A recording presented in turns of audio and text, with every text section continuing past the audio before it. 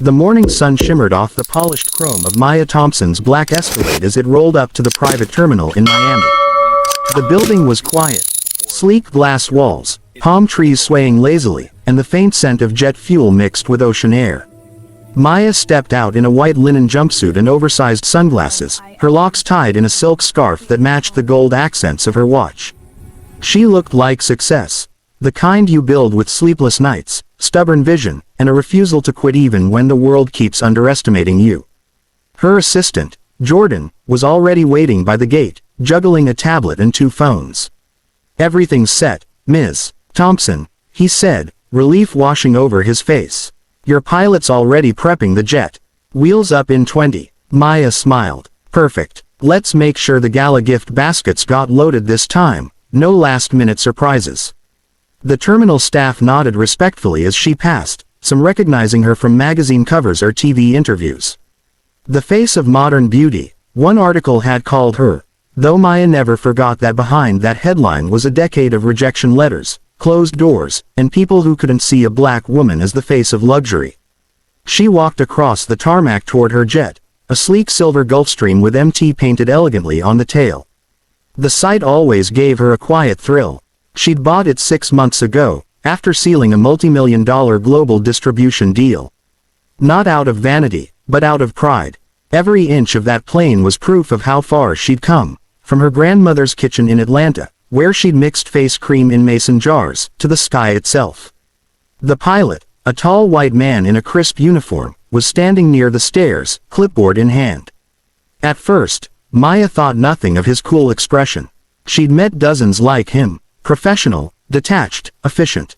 But when she smiled and extended her hand, he didn't take it. "Good morning," she said. "Maya Thompson. Thanks for flying us out today." He blinked. "I'm sorry, ma'am, this aircraft is reserved for Ms. Thompson." Maya tilted her head slightly, thinking he'd misheard.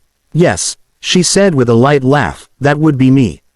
The pilot's brows furrowed. He glanced down at his clipboard, then back up at her, as if waiting for her to correct herself.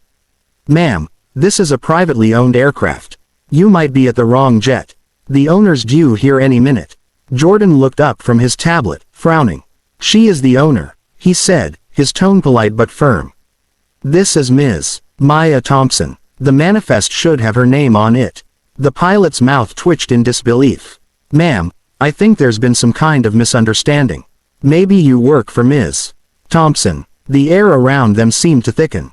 A couple of staff members turned their heads subtly, sensing tension. Maya's smile didn't falter, but the warmth in her voice cooled a few degrees. "I don't work for Ms. Thompson," she said evenly. "I am Ms. Thompson." For a heartbeat, the pilot said nothing.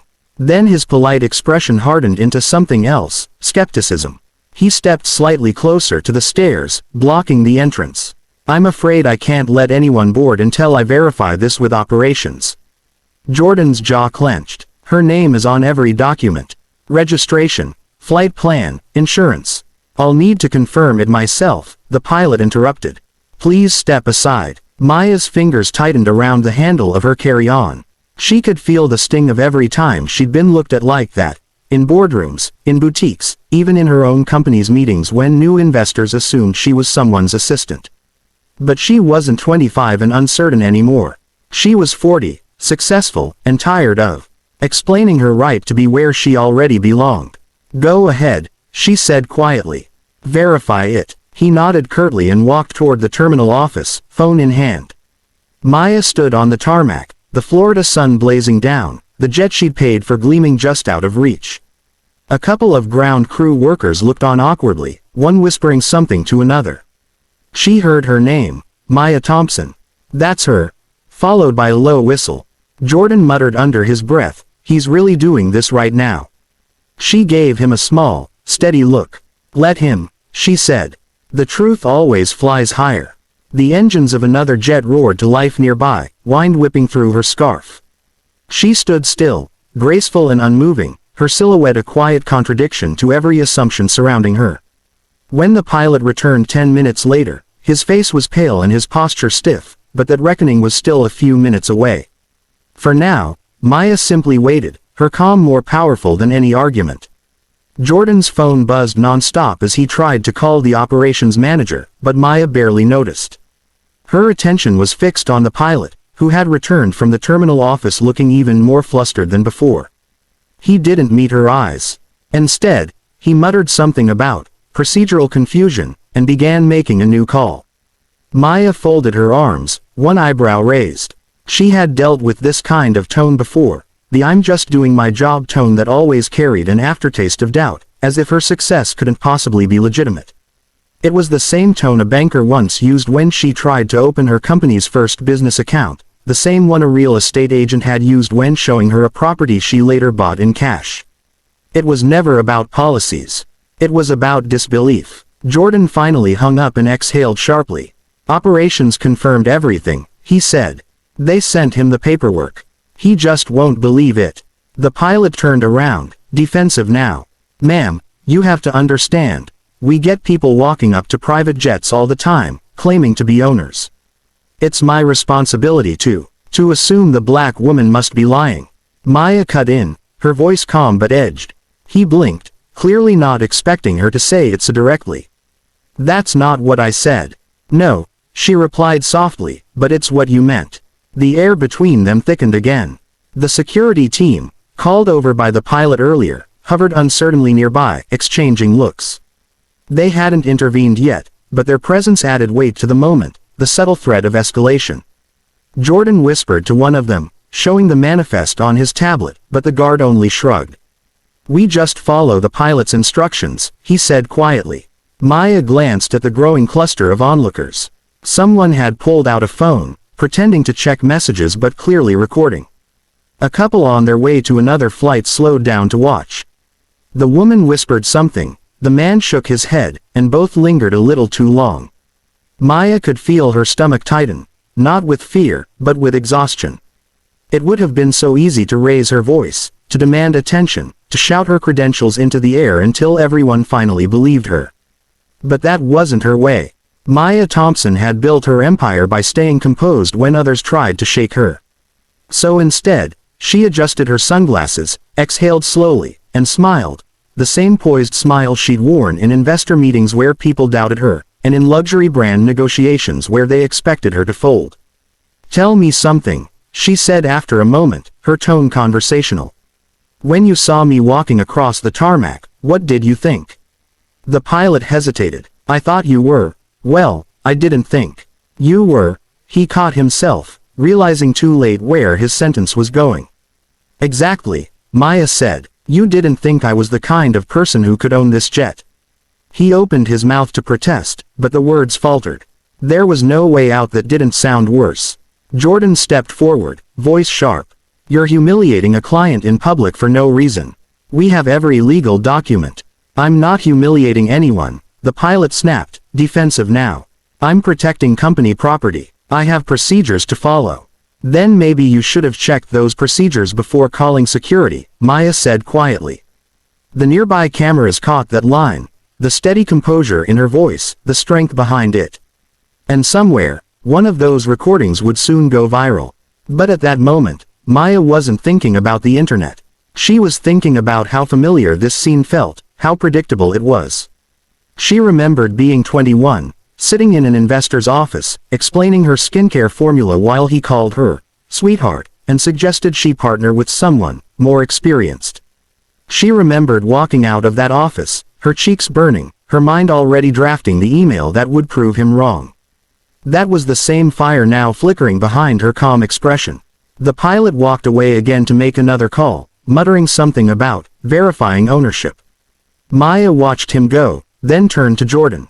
"You know what's sad," she said softly. "Even after everything I've built, I still have to justify being me." Jordan's face softened. "They'll know soon enough," he said. "You shouldn't have to prove anything to anyone." Maya gave a short laugh. "Shouldn't, but still do." As she stood there, the sound of jets taking off filled the air, deep, steady thunder that rolled through her chest.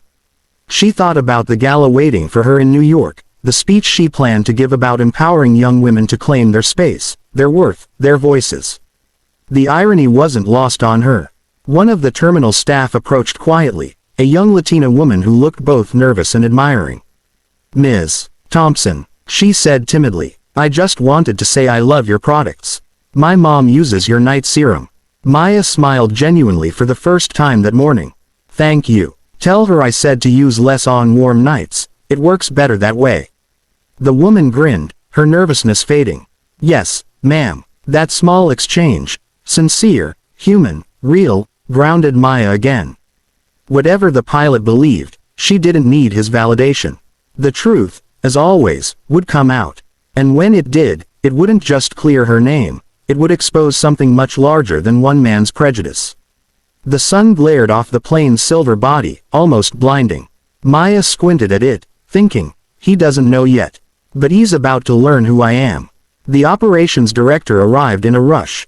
A middle-aged man in a navy suit, slightly out of breath, his badge swinging as he jogged across the tarmac.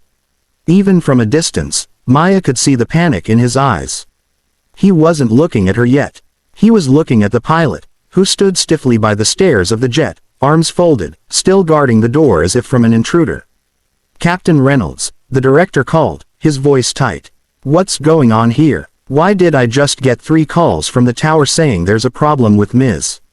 Thompson's flight? The pilot straightened, clearly relieved to see his superior. Sir, there's been some confusion, he said quickly. This woman here, she's claiming to be the aircraft's owner, but the manifest, well, I had to make sure everything was in order before allowing boarding. The director stopped in front of him, his breathing uneven. He finally looked at Maya, and, the moment their eyes met, his entire demeanor changed. The tension in his shoulders dropped. Oh my God, he whispered. Ms. Thompson. The pilot frowned. Sir, you know her. The director turned on him so fast it was almost theatrical. Know her. She's one of our company's top clients. She's the registered owner of this Gulfstream, the very jet you just denied her access to. The words hung in the air like a slap. The pilot blinked, color draining from his face. That can't be right, he stammered. You thought wrong, the director cut in, his tone sharp now. You didn't check her identification, you didn't verify the documents we sent you, and instead, you decided to publicly embarrass our client in front of half the terminal. The small crowd that had gathered murmured, phones still discreetly pointed in their direction. The wind caught Maya's scarf, tugging it gently as she stood motionless, watching the scene unfold. The pilot tried to recover, his voice trembling just enough to betray his panic. Sir, I was only following safety protocol. I've seen cases of unauthorized people trying to board private aircraft. Stop. The director snapped. There's protocol, and then there's prejudice. Don't insult both of us by pretending you can't tell the difference. Maya finally spoke, her voice even, steady. He didn't believe I was the owner. Not because of procedure, because of assumption. The director turned to her, guilt clouding his expression. Ms. Thompson, on behalf of the entire company, I am so sorry. This is unacceptable, completely unacceptable. She tilted her head slightly. I agree. The silence that followed was sharp enough to cut through the noise of the engines around them. The pilot stood frozen, eyes darting between them, as though searching for an exit from the situation he had built himself. Jordan crossed his arms, muttering, told him a dozen times. The director took a deep breath and said firmly, Captain Reynolds, you are relieved of duty, effective immediately. I'll have security escort you off the premises. We'll handle your paperwork later. The pilot's jaw dropped. You can't be serious. I've been with this company for 12 years. Then you should have learned better in 12 years, the director said. Get off my tarmac. The pilot hesitated, looking at Maya, maybe for an apology, maybe for forgiveness. He found neither. She simply said, I hope next time you remember what respect looks like. He lowered his gaze and walked away, the sound of his footsteps swallowed by the hum of nearby engines. When he was gone, the director turned back to Maya, rubbing the back of his neck. Again, Ms. Thompson, I can't express how sorry we are. This shouldn't have happened. I'll personally ensure it doesn't happen again. Maya studied him for a long moment. She could tell he was sincere, but sincerity didn't erase the sting. Still, she nodded. I appreciate that, but you might want to start with some training, not just for your pilots, but for your mindset. Yes, ma'am, he said quickly, looking embarrassed. Absolutely. She turned to Jordan, her composure unwavering. "Let's board." Jordan followed her up the stairs, and for the first time all morning, the path was clear. The interior of the jet welcomed her with soft light and the scent of fresh leather. She set her bag down, removed her sunglasses, and finally exhaled. Outside, she could see the director giving orders, waving the crowd away, trying to restore order. But the damage was already done, and not to her. To him. To the company. To anyone who thought success had a single face. As the engine started up and the jet began to taxi, Jordan leaned across the aisle. "That video's already online," he said quietly. "It's spreading fast." Maya arched an eyebrow. "Of course it is." He smiled a little. "You think it'll make a difference?" She looked out the window, watching the city shrink beneath them as they lifted off. "Maybe not for everyone," she said. "But for some little girl watching right now, the one mixing dreams in her kitchen, same as I did, it might remind her that no one gets to tell her what she can't own." The sky opened up around them, a stretch of endless blue. Maya leaned back, her reflection flickering faintly in the window, calm, powerful, unshaken. The pilot who had doubted her was gone. The world that doubted women like her was still learning. But up here, above the noise, Maya Thompson was exactly where she belonged, flying her own way, on her own jet, under her own name.